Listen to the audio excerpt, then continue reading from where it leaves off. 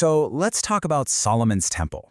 It's one of the most famous structures in all of history, and the Bible describes it in just staggering detail. But here's a thought. What if all that detail, all the gold and the cedar wood, what if that's not actually the main point? What if the real meaning has been hiding in plain sight this whole time? Okay, let's get into it. To really get this, we have to start with this quote, which is, incredibly blunt.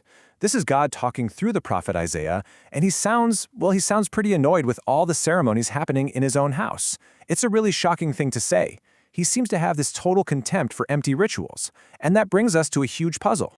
Right? That's the big question, isn't it? If God doesn't really care about the fancy building itself, then why on earth are there whole chapters dedicated to its exact dimensions, its decorations, its whole floor plan? That is the mystery we're going to try to solve. And the first clue, funnily enough, is found by looking at the temple's neighbors. Now here's where things get really interesting.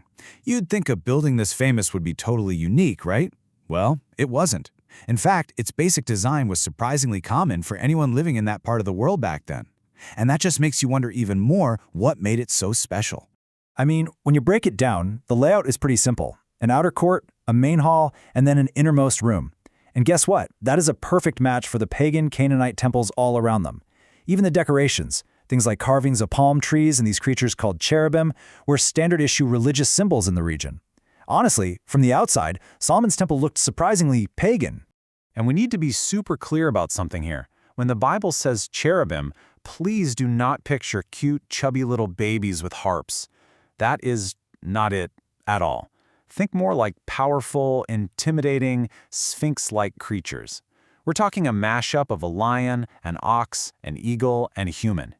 These were the supernatural bodyguards you'd post at the entrance to any important ancient place. And another quick word to clear things up. The word ark, it's just an old English word that means box. That's it. So the super famous, super holy Ark of the Covenant was literally the covenant box, a container. So let's recap. The temple looks pagan, the guards look pagan. What is going on here? And this is where the whole story pivots, because the secret to the temple isn't about what it had inside of it. It's about what it didn't have. The single most important feature of Solomon's temple was a revolutionary, world-changing emptiness. So, with all these things looking so similar on the surface, what was the one single detail that changed the whole game? Well, it all comes down to what was in that innermost room, or maybe more importantly, what wasn't in there. And boom, there it is, the big aha moment. In any other temple in that neighborhood, if you went into the holiest room, you'd find an idol, a statue, a physical representation of their god. But in Solomon's temple, nothing. No idol, just a box holding a contract. That one single difference, it changes absolutely everything. You got to understand how radical this was. By having no idol, they were making three huge theological statements. One, God can't be made by people. He's the one who does the making. Two, God can't be contained or trapped in a building or an object. He's infinitely bigger than that. And three, and this might be the most important, God cannot be manipulated. You can't just perform a ritual in front of a statue to force God to do what you want. So that single choice, an idol versus a box, it's not just interior design. It actually represents two completely opposite ways of looking at reality itself. These were the two worldviews that were basically battling for the soul of the ancient world. All right, so the pagan worldview was all about continuity. The idea that the gods, nature, and people were all mixed together, all part of the same cosmic stuff. But the biblical worldview was about transcendence. It said that God is totally separate and outside of the universe he created. He's a part of the world, he is completely other.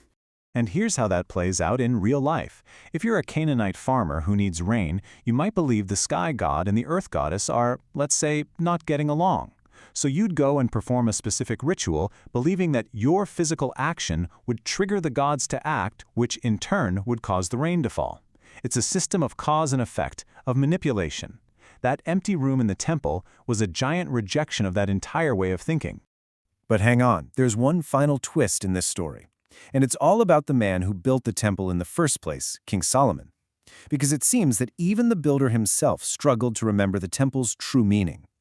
This says a lot with very little, doesn't it?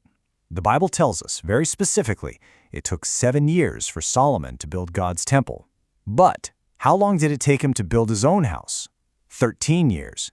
Nearly double the time. That little data point, well, it speaks volumes. See, the thing is, Solomon wasn't just building a temple. He was building this huge, impressive royal complex to show off his own power and wealth to the world. And the temple was really just one piece of that project. It seems like he got a little caught up in the splendor of it all, maybe building a monument to himself just as much as he was building one to God. The builder was in danger of missing the whole point. And that brings us right to the core of it, a tension that's just as real for us today as it was 3,000 years ago. It's that eternal struggle between the form of a thing and its actual content. The scholar Dr. John Oswalt puts it perfectly here. He says, the danger is always that the form will overwhelm the content. The symbol, the beautiful building, the impressive ceremony, even the perfect style of music can become more important than the reality it's supposed to be pointing to.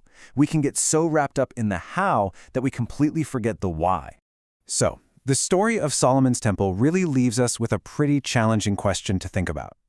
In our own lives, our own communities, our world, when do our own symbols, our forms, our rituals, when do they stop pointing to something deeper and start getting in the way of it?